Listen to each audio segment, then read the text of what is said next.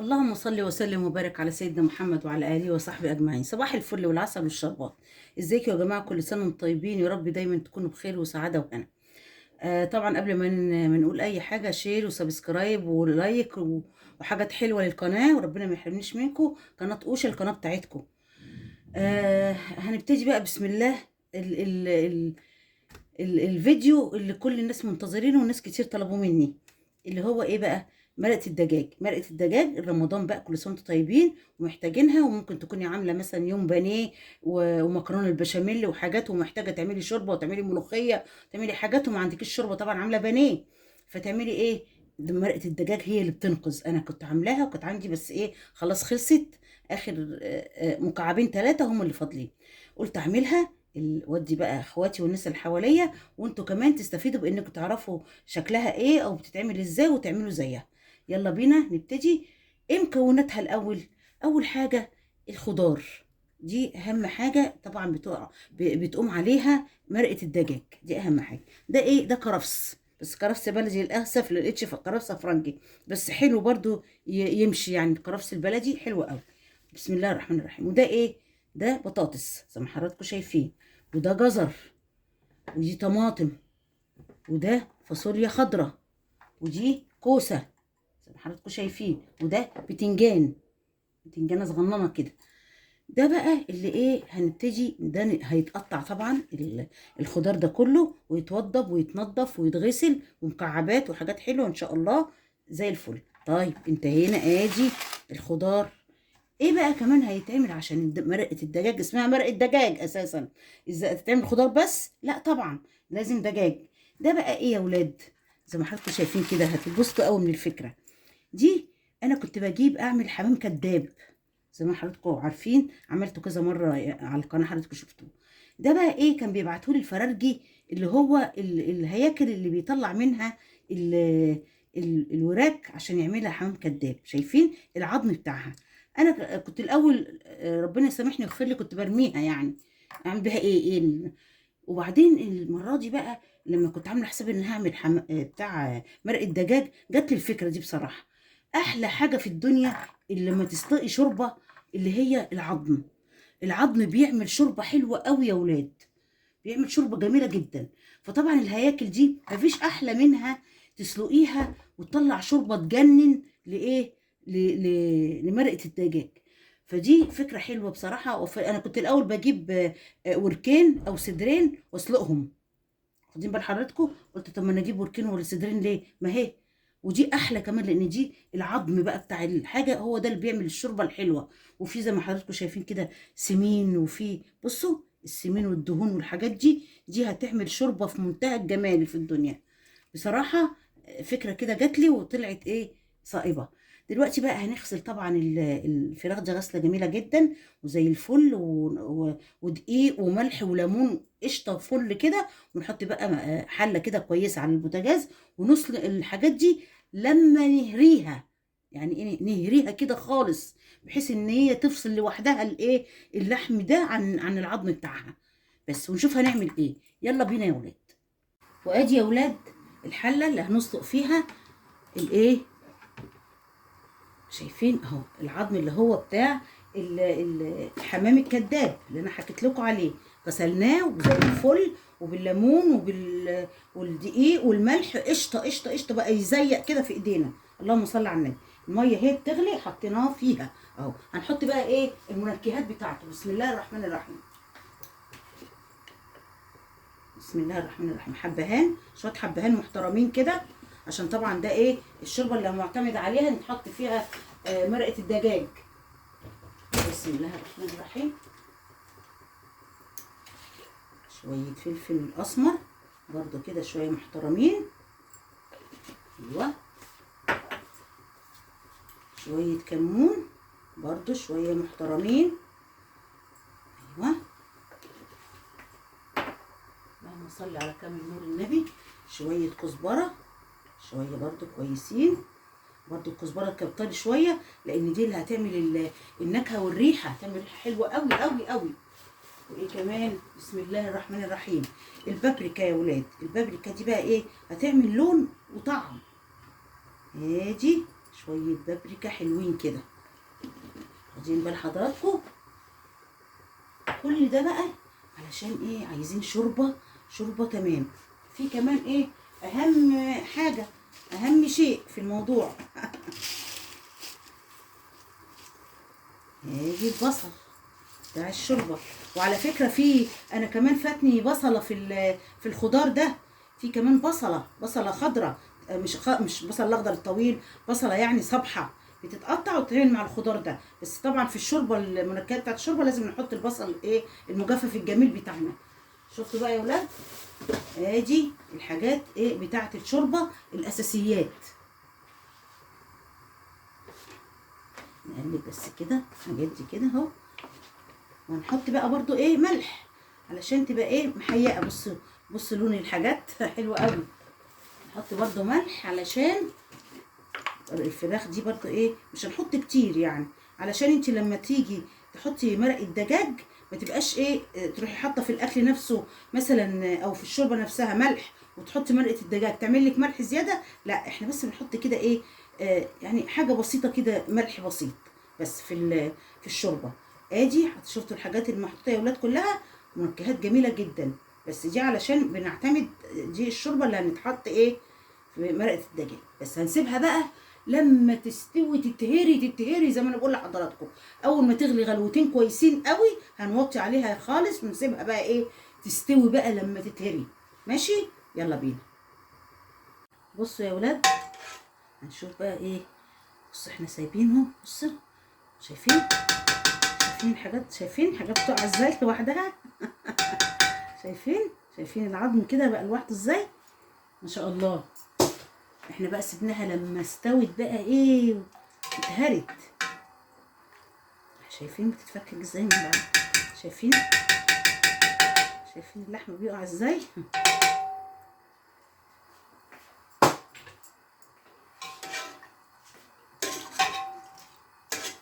شايفين يا ولاد؟ هو ده بقى ايه المطلوب. بصوا شايفين شايفين اللحم بينزل ازاي لوحده. ايوه اهو اهي الحته اللي ما فيهاش اهي. طبعا كل ده هيتنقى طبعا يا ولاد، مش هنسيب بقى عظم، نقطه عظم ممكن ايه تنزل بصوا بس اوريكم. بصوا استوت لدرجه ايه. شايفين اللحم اهي، لا طلعت لوحدها اهي. شايفين اللحم ازاي؟ بص مهر طالع من العظم. وبعدين احنا كمان عشان العظم دوت لما يعني يستوي كده في الشوربه بيخلي الشوربه طعمها في منتهى الجمال يجنن. بس هنبتدي بقى ايه ننقي بقى ايه العظم ده كله من الشوربه، وننقي الشوربه ونخلي طبعا اللحم بس وكل حاجه بدقه شديده جدا. طب انا هوريكم ازاي عشان ايه تعرفوا ان انا يعني مش هسيب حاجه، لا هسيب العظم ولا لحم ولا اي حاجه. هنزل اللحم كده ومش هسيب طبعا عظمايه في الايه في الشوربه. بصوا ازاي بقى. بسم الله الرحمن الرحيم.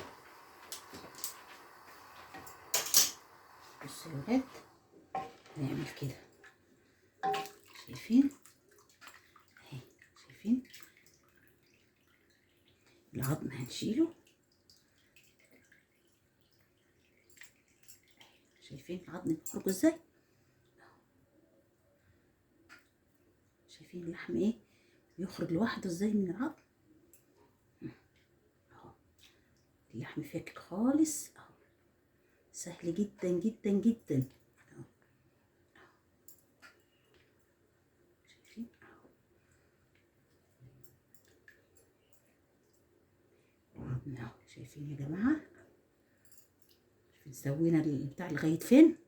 لغايه ما العظم ايه طرد اللحم منه اهو. هنشيل بقى كده كله واروح واخده دي كده بالعظم بتاعها واروح حطها في الزباله كده. هكمل كله وارجع لكم. ادي يا ولاد شايفين العظم؟ شايفين مسكنا بقى طبعا المصفى اللي وريتها لكم اليدويه دي، وفضلت اطلع العظم واشيل منه اللحم وقعدت طبعا فليت الشوربه كلها ما فيهاش اي حاجه دلوقتي. الشوربه نزل فيها بس ايه، حتت اللحمه اللي هي بتاعه العظم ده. شايفين العظم اهو. خلاص خدنا اللي احنا عايزينه منه وهنرميه بقى خلاص. ودلوقتي اللحم الشوربه ما شاء الله دلوقتي حاجه في منتهى الروعه اللي في الدنيا. هنبتدي بقى نعمل ايه، هوريكم بقى يا جماعه. ادي بسم الله ما شاء الله الخضار، بسم الله الرحمن الرحيم، اللهم صل على كامل نور النبي. ادي الكوسه، وادي الجزر، وادي البصل، وادي البتنجان، وادي البطاطس، وادي الفاصوليا، وادي الطماطمتين. دول بقى كلهم هنحطهم، انتوا شايفين انا مقطعهم كبار، والطماطم زي ما هي والفاصوليا زي ما هي. ليه بقى؟ لان دي هنحطها هتستوي سوا جامد جدا لما تتهري برده في الشوربه، وهنضربها بالهاند بلندر. فمفيش داعي ان احنا نقعد نحتحت يعني ونقطع صغير ولا اي حاجه. كده جميل جدا جدا جدا زي ما حضراتكم شايفين كده. بسم الله الرحمن الرحيم. نبتدي بقى ايه، ننزل الخضار ده في الشوربه. بسم الله الرحمن الرحيم، اللهم صل على كامل نور النبي. ربنا يحسن ختامه يا رب. اللهم صل على النبي. ما شاء الله. شايفين يا ولاد اهو كل الخضار في الشوربه التحفه الرائعه. بسم الله ما شاء الله. اللهم صل على النبي. شايفين لونها جميل ازاي؟ شايفين لون الشوربه تجنن؟ شايفين يا ولاد اهو. حطينا بقى كل الخضار. هنحط ايه كمان؟ بسم الله الرحمن الرحيم. ده برده مش هنقطعه يعني ولا حاجه اهو. بسم الله الرحمن الرحيم. ايوه ده ايه؟ الكرفس. الكرفس ده طبعا بيدي ريحه ونكهه تحفه طبعا. حضراتكم عارفين الكرفس ريحته جميله. احنا بنحطه حتى في شوربه الخضار بيديها نكهه وريحه تجنن. طبعا برده مقطعينه كبير لانه هيستوي بقى ويتهري في الشوربه. وزي ما انا قلت لحضراتكم في الاخر بقى لما كل ده يستوي ويتهري هنضربه طبعا ايه، بالهاند بلندر. مفيش داعي ان احنا ايه نقطع ونعمل ونتعب ايدينا وحاجات كده. نوادي كده بس. هنقفل بقى عليه الحله ونسيبه بقى يستوي. اول ما زي ما انتوا عارفيني انا احب الحاجه اول ما تاخد اول غلوتين بوطي عليها خالص بقى ايه، تستوي سوا كويس قوي. ادي كده. اللهم صل على كامل النبي. الصلاه على النبي. ايه هنسيبها بقى ايه يغلي وبعدين نوطي عليه. شايفين يا ولاد؟ شايفين اتهرت ازاي؟ خلاص حاجه بقى ايه يعني كله اتهرى ببعضه زي ما حضراتكم شايفين كده اهو. شايفين كله بقى سوينا الخضار لغايه ما اتهرى خالص خالص خالص خالص. طبعا زي ما انتوا عارفين بقى ايه حته الفراخ طبعا اتهرت وموجوده فيها حتى هي الحته البيضه دي الفراخ بقى حضراتكم شايفين. خلاص بقى احنا انا بقاله كتير شايلاه من على البوتاجاز بس سيبته لما يهدى علشان ايه اعرف طبعا اضربه بالهاند بلندر. بالهاند بلندر بالصلاه على النبي كده. بسم الله الرحمن الرحيم.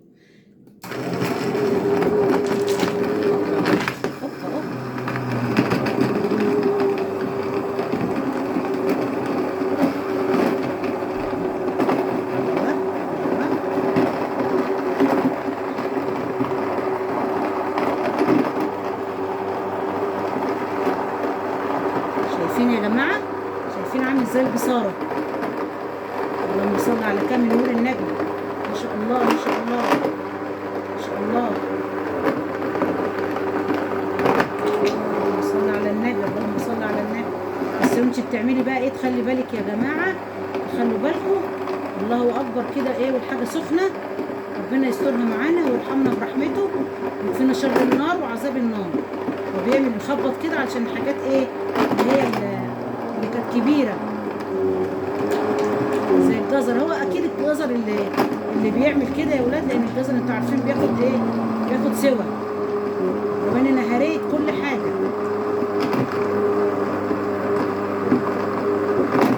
ايوه بص بخبط ازاي. بص كويس عشان ايه ما يسيبش حاجه، ما يبقاش فيه اي حاجه، لازم يتضرب كويس قوي قوي قوي قوي. ايوه كده. ايوه سامعين؟ ده الجزر.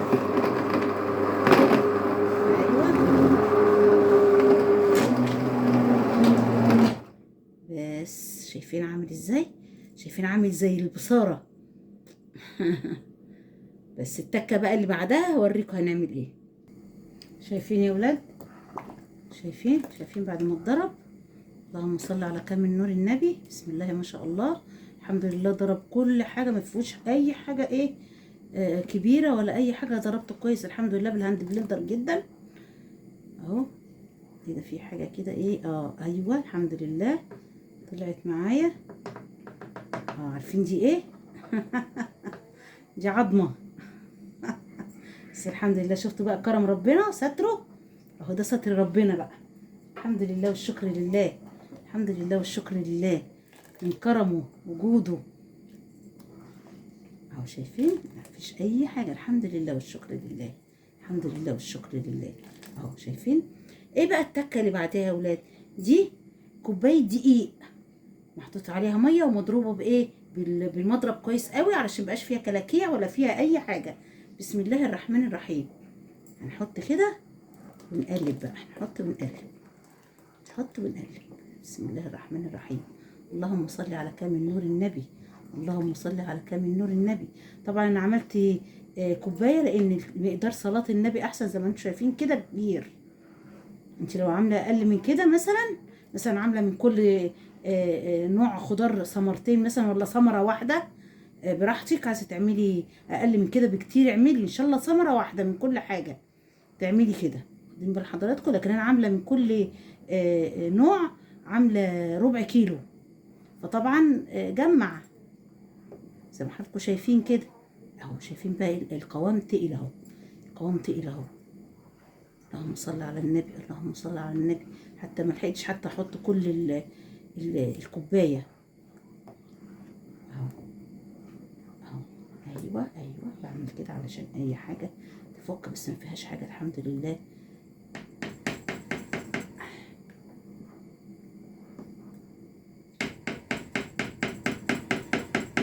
كده عشان دقيق كده واجيب في المغرفه ولا حاجه وقف ايه، انزله واقلبه كده. ايوه ايوه شايفين يا ولاد؟ اهو تقلي كده القوام حلو قوي قوي قوي.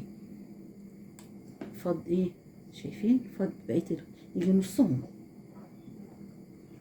يعني تقريبا ايه نص كوبايه، نص كوبايه. شايفين يا ولاد؟ يعني مفيش اسهل من كده، كلها بس معتمد على السوى الحاجه، تسوي بس الحاجه كده زي ما حضرتك شايفه كده. ايه رايك، ايه رايك في الجمال ده، ايه رايك في الجمال ده يا ولاد؟ لايك بقى، لايك. شفتوا بقى انا تعبت فيها قد ايه؟ لايك، لا مش كده، لا كده كده. ربنا ما يحرمنيش منكم يا رب، يخليكوا ليا. وبعدين اي حد عايز يا جماعه اي وصفه في الدنيا انا تحت امركم، بس انتوا اموروا وانا عينيا ليكم. اي حاجه تفكروا فيها ولا عايزينها انا تحت امركم طبعا. ادي يا ولاد خلاص كده هنقفل عليها. احنا بعد برضو ما ضربناها بالهاند بلندر ولع على عينها شويه علشان زي ما انتم شايفين الدقيق اللي انا حطيته ده يستوي. الخطوه بقى يا ولاد اللي بعدها، الخطوه بقى المهمه، بسم الله الرحمن الرحيم. اهو هيجي الايه، اللهم صل على النبي. اهو هيجي الايه المرقه اللي عملناها كل حاجه. بسم الله الرحمن الرحيم. ادي الصينيه، بسم الله. ايوه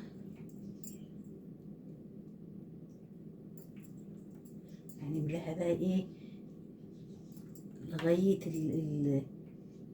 السمك اللي احنا عايزينه، اللي هو بيبقى ايه قطعة مرقة الدجاج زي ما انت عارفة اهو.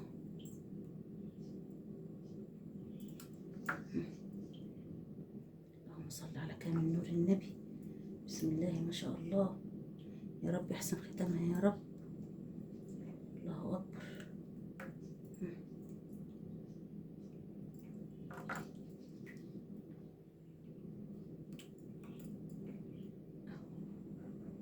تهيألي كده تمام قوي قوي قوي قوي قوي، تهيألي كده تمام قوي اهو. يعني ايه شكلها كده بيقول ان هي السمك اللي احنا عايزينه. ايه بقى هنعمل فيها ايه بقى دي؟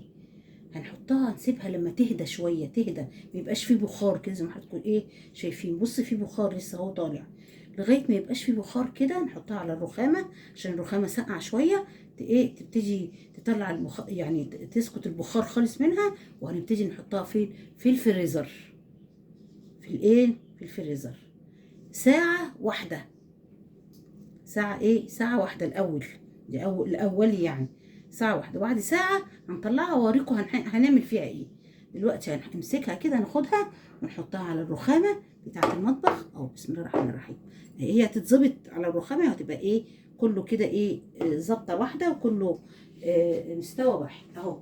حطيناها على الرخامه وهنسيبها لغايه ما ايه ما يروح منها البخار خالص. ونبتدي زي ما انا بقول لحضراتكم نحطها فين؟ نحطها في الفريزر. وهنبتدي نجيب ادي صينيه كمان اهي، واخدين بال حضراتكم، هنعمل نفس الشغلانه فيها. بسم الله الرحمن الرحيم.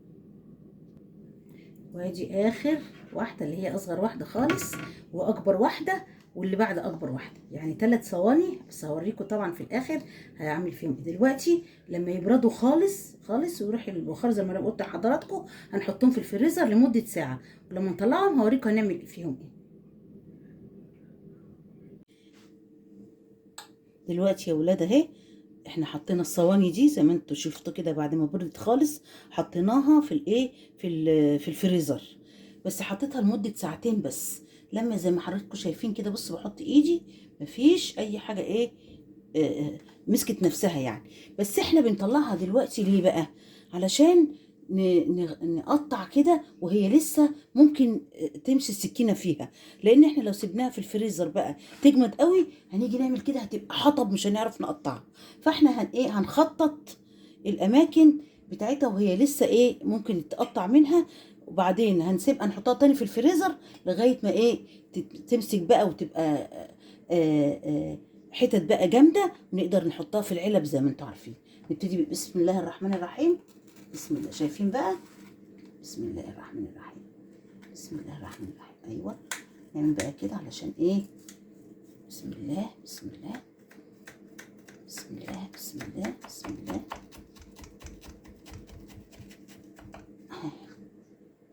ايوه بسم الله. ابتدت بقى ايه تعمل برضو ايه تلج كده من تحت. بس الحمد لله لسه ايه ممكن لو سيبناها اكتر من كده مش هنعرف نقطعها. هتبقى ايه هتبقى. بسم الله الرحمن الرحيم. اللهم صل على كامل نور النبي. الله اكبر، ما شاء الله ما شاء الله ما شاء الله ما شاء الله.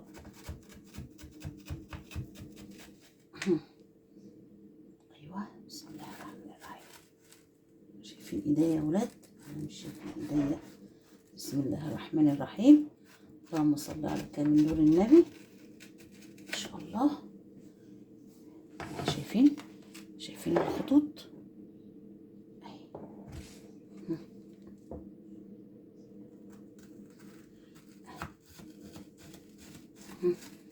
ايوه الحمد لله احنا ايه يعني لحقنا قبل ما تجمد الحمد لله، عشان نعرف ايه نقطعها زي ما انتوا ايه شايفين كده.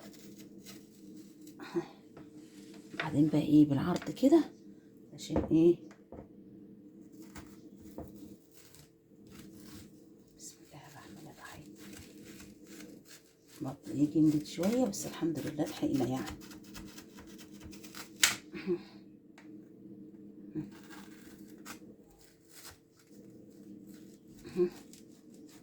ايوه اللهم صل على كامل نور النبي. ما شاء الله.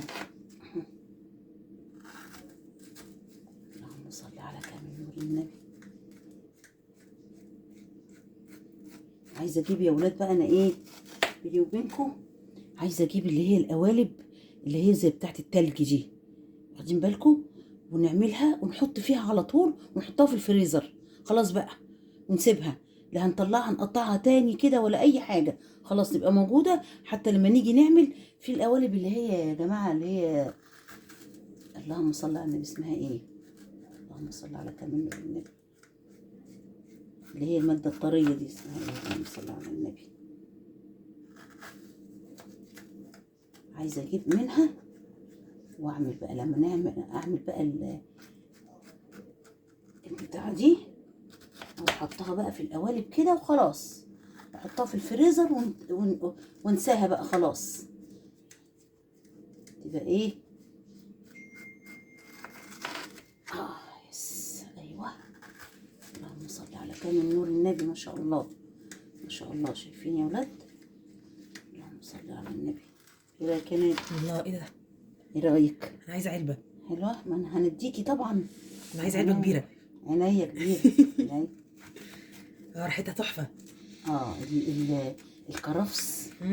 الكرفس ريحته تحفه. ريحته حلوه قوي. ما شاء الله. ما شاء تسلم الله. ايديك يا ماما. تسلمي يا روحاني. قاعده هنا اكل بس. ايوه كده.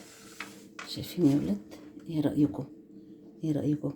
خططناها، هنحطها تاني في الفريزر بقى علشان تجمد بقى. خلاص نيجي نطلعها تبقى خلاص تقطع من بعض كده بمنتهى السهوله.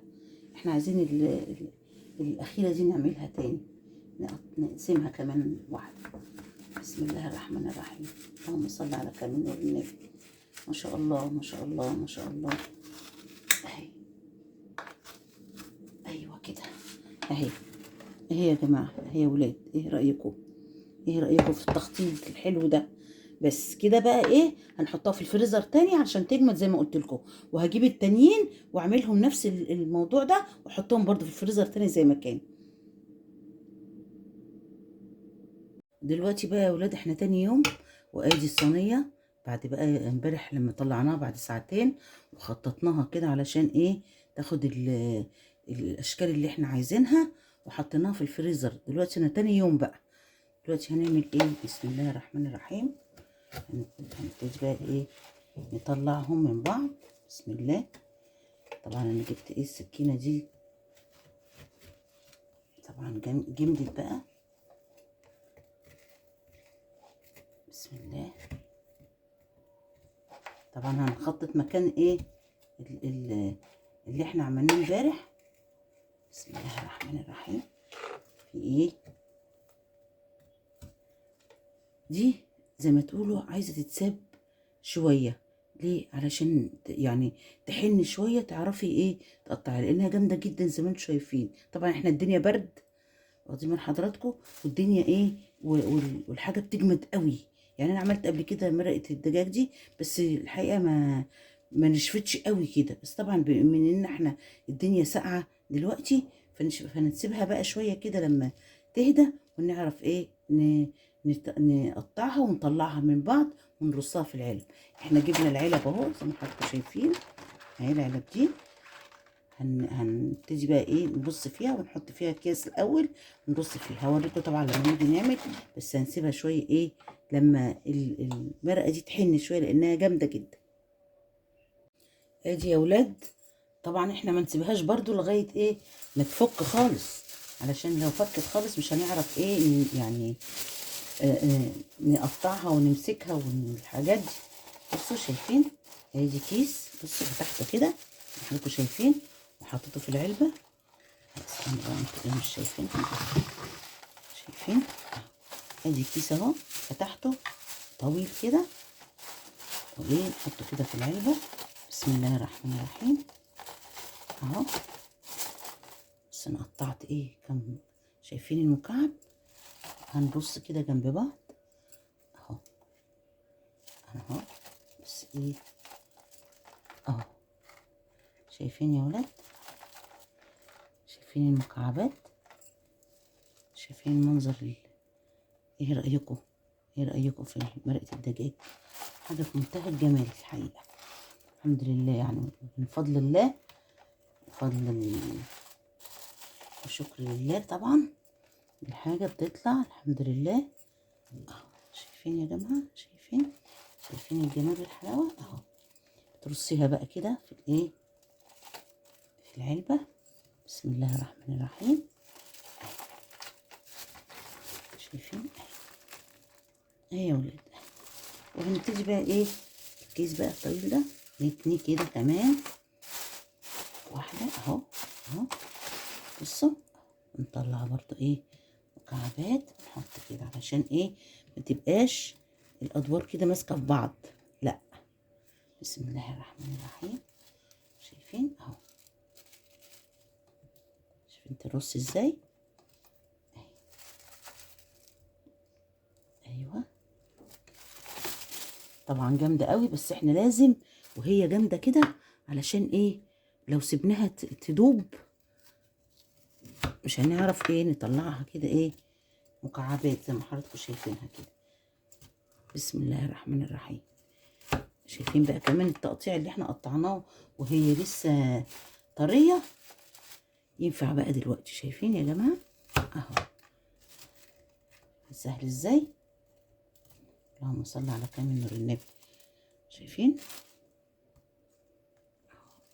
ما شاء الله ما شاء الله.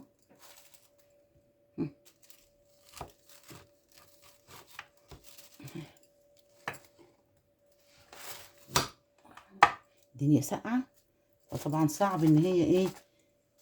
وهنحط كمان ايوه شايفين. نغطي كمان مره بالكياس ونحط كمان صف. شايفين اهو ادي اهو.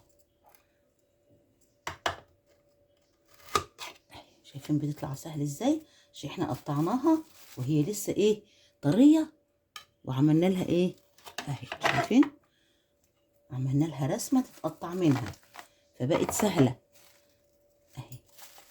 شايفين يا ولاد؟ ايه رايكم بقى؟ ايه رايكم؟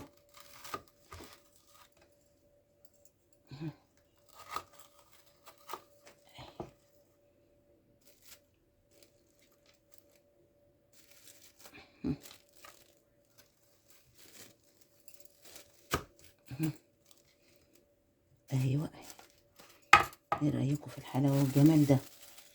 ايه رايكم في الحلاوه والجمال ده؟ بس هنقفل دي بقى كده نطلعها.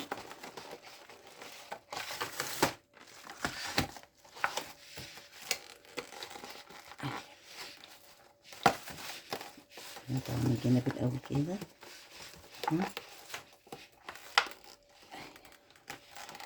ايه رايكم؟ ايه رايكم يا ولاد؟ علبه مرق الدجاج زي الفل.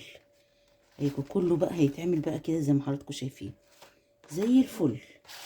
هنعمل بقى الباقي وهوريكم في الاخر. شايفين كلنا مقطعينها بقى كده وهي لسه طريه، بقت سهله ازاي دلوقتي على طول. خلاص متخططه خلاص بنتي بتطلعيها بس من بعض بالسكينه دلوقتي.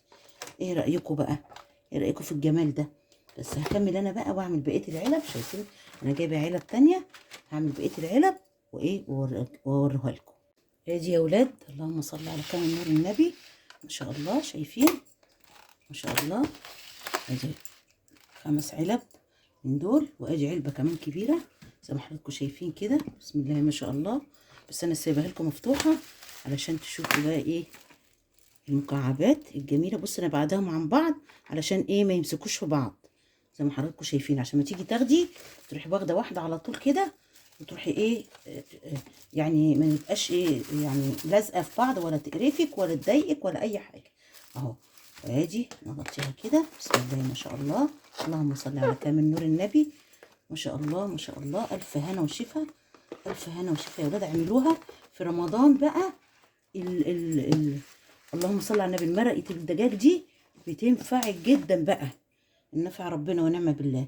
بس بصراحه ربنا مرقه الدجاج دي اختراع بصراحه اللي بتعمليها في البيت. طبعا بتعرفي بقى ايه مصدرها وجايه منين ومعموله من ايه، وانت عامله فراخ وعامله خضار وعامله اللهم صل على النبي حاجات حلوه. والريحه مش قادره اقول لكم، ريحتها تحفه تحفه تحفه. من الكرفس، الكرفس مخلي ريحتها تحفه قوي قوي جميله جدا بصراحه. لايك بقى انا مش عايزاكم تنسوني في لايك كده حلو منكم، ربنا ما يحرمنيش منكم. وتعملوا بقى مرقه الدجاج دي بتحطها في الفريزر بتاعكم اي وقت انتوا محتاجين شوربه ومش عاملين النهارده مثلا لا لحمه ولا فراخ. ما انت ممكن تعملي اكل ما فيهوش لحمه ولا فراخ ولا حاجه، وخصوصا الايام دي بقى احنا عايزين نعمل الاكلات اللي هي من غير لحمه وفراخ، وعايزه تعملي مثلا على الفطار شويه شوربه تروحي مطلعه اللهم صل على النبي مكعب وتحطها في الميه بس وملح وحاجات. حتى هي فيها فلفل وفيها كل التوابل زي ما انتم شفتوا، فيها كل الخضروات وفيها كل الحاجات والنكهات الحلوه يعني كامله من مجاميعه. هي عايزه بس ملح، انا حطيت ملح بس قليل علشان ايه ما يبقاش يعني عشان لو حطيتي ملح ونسيتي في الاكله بتاعتك ما تحدقلكيش الدنيا.